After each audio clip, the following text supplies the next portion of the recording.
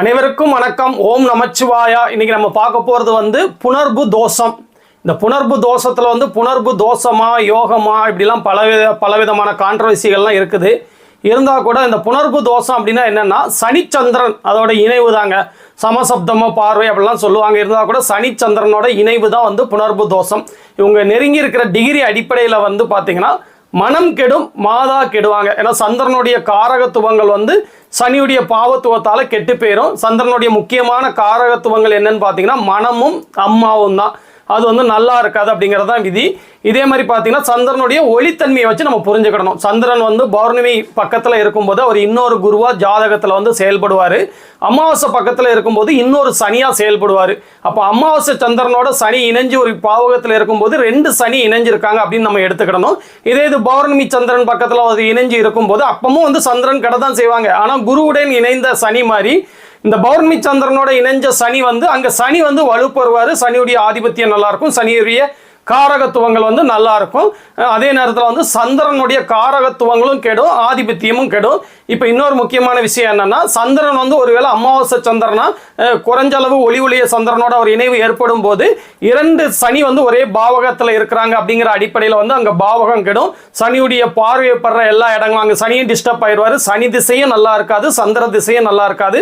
சனியுடைய காரகத்துவங்களும் பாதிக்கப்படும், சந்திரனுடைய காரகத்துவங்களும் பாதிக்கப்படும், சனியுடைய ஆதிபத்தியங்களும் பாதிக்கப்படும், சந்திரனுடைய ஆதிபத்தியங்களும் பாதிக்கப்படும். சனி பார்வையில் உள்ள பாவகங்களும் அதில் அமர்ந்திருக்கிற சனி பார்வையில் படுற கிரகங்களும் கண்டிப்பா பாதிக்கப்படும் அப்படிங்கறத தெரிஞ்சுக்கணும். அமாவாசை சந்திரனுக்குலாம் பார்வை கிடையாதுங்க. அமாவாசை சந்திரனோட இணைவில் இருக்கிற கிரகங்களும் பாதிக்கப்படும். பௌர்ணமி சந்திரனா இருந்தா என்ன நடக்கும்? பௌர்ணமி சந்திரனோட இணைஞ்சிருக்கிறதுனால அங்க சனி திசை நல்லா இருக்கும், சந்திர திசை கெட்டு போயிடும். சனியுடைய காரகத்துவங்கள் நல்லா இருக்கும், சந்திரனுடைய காரகத்துவங்கள் கெட்டு போயிடும். சனியுடைய ஆதிபத்தியங்கள் நல்லா இருக்கும், சந்திரனுடைய ஆதிபத்தியங்கள் கெட்டு போயிடும். அதே மாதிரி சனியுடைய பார்வை படுற பாவகங்களோ கிரகங்களோ பாதிப்படையாது. ஏன்னா சந்திரன் ஒளிபுருந்திய சந்திரனோட இணைவில் உள்ள சனி சுபத்துவம் அடைகிறதுனால அவருடைய பார்வைகள் கெடுக்காது, அதே நேரத்தில் கெடுக்காது அப்படிங்கிறத தெரிஞ்சுக்கோங்க. இந்த இணைவு 12 பாவகங்கள்ல ஏற்படும் போது சந்திரனுடைய ஒளித்தன்மையை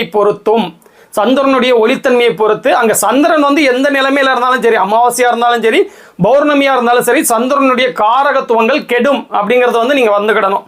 ஆதிபத்தியமும் பெரிய விசேஷமா இருக்காது. அதே நேரத்தில் சந்திரனுடைய ஒளித்தன்மை நல்லா இருந்தால் சனியுடைய காரகத்துவங்கள் ஆதிபத்தியம் நல்லா இருக்கும். சந்திரனுடைய ஒளித்தன்மை கம்மியா இருக்கும்போது சனியுடைய இதுவும் சேர்த்து கிடக்கும். ரெண்டு திசையும் நல்லா இல்லாமல் போயிடும். இதை தான் நீங்க பேஸ் பண்ணி அந்த 12 வீடுகள்ல லக்னத்துல இருந்தா என்ன நடக்கும், இந்த மாதிரி அந்த 12 வீடுகள்லையும் சந்திரன் ஒளித்தன்மையோடு இருக்கும்போது லக்னத்துல சனியோட தசை நடக்கும்போது லக்னத்துல நல்ல பலன்கள் நடக்கும். அதே நேரத்தில் சந்திர தசை வரும்போது லக்னத்தை கெடுக்கும். இப்ப பாவத்துவ சனி, அதாவது அமாவாசை சந்திரனோட இணைவுல உள்ள அப்படி வரும்போது பாத்தீங்கன்னா லக்னத்துல இந்த இணைவு இருக்கும்போது ரெண்டு பேரோட தசை வரும்போது லக்ன ரீதியான பாதிப்புகளை அவங்களுடைய ஆதிபத்திய வழியாகவும் லக்னத்துல உட்கார்ந்துருக்கிறதுனால அது வழியாகவும் கொடுப்பாங்க. இதுதான் பேசிக். இந்த கான்செப்ட் அப்படியே பிடிச்சிட்டு வந்துடணும். ரெண்டாவது வீட்டில் இருக்கிறாருங்களா, தனம் கெடும், குடும்பம் கெடும், வாக்கு கெடும். அதே நேரத்தில் சந்திர திசையில் சந்திரன் ஒளித்தன்மையோடு இருந்தாலும் சரி, ஒளித்தன்மை இல்லாமல் இருந்தாலும் சரி கெடுவாங்க. அதே நேரத்தில் சனி திசை அங்கே நல்லா இருக்கும். சந்திரன் பாவத்துவம் அடைஞ்சிட்டாரா ரெண்டு திசையிலையுமே 2ஆம் இடத்துக்கு கெடுபலன்கள் நடக்கும். இந்த மாதிரி அப்படியே வந்துடணும். என்ன இருந்தாலும் ஒரு பாவகத்தில் சனியும் சந்திரனும் இணைகிறது அங்கே சந்திரனுக்கு நல்லது இல்லை அப்படிங்கிறத நம்ம தெரிஞ்சுக்கிடணும். சந்திரனுடைய காரக தொழில்கள்லாம் சொல்றாங்கல்ல, அது ரீதியான நஷ்டத்தை 10ஆம் இடத்தோட இந்த இணைவு இருக்கும்போது கொடுப்பாங்க. இதே மாதிரி தாங்க வந்துடணும். இப்போ தாயார் எப்படி இருப்பாங்க அப்படின்னு பார்த்தீங்கன்னா சந்திரனோட இணைஞ்சதுனால தாயார் அங்கே கண்டிப்பாக பாதிக்கப்படுவாங்க, மனம் பாதிக்கப்படும். அதே நேரத்தில் 4ஆம் அதிபதி எப்படி இருக்காங்க, 4ஆம் இடம் எப்படி இருக்குது அப்படிங்கிறத நம்ம பார்த்து நம்ம முடிவு பண்ணணும். இந்த இணைவு 4ஆம் இடத்துல ஒரு வேளை நடந்து போச்சுன்னா கண்டிப்பாக தாயார் நல்லா இல்லை அப்படிங்கிறத நம்ம உறுதியாக சொல்லிடலாம்.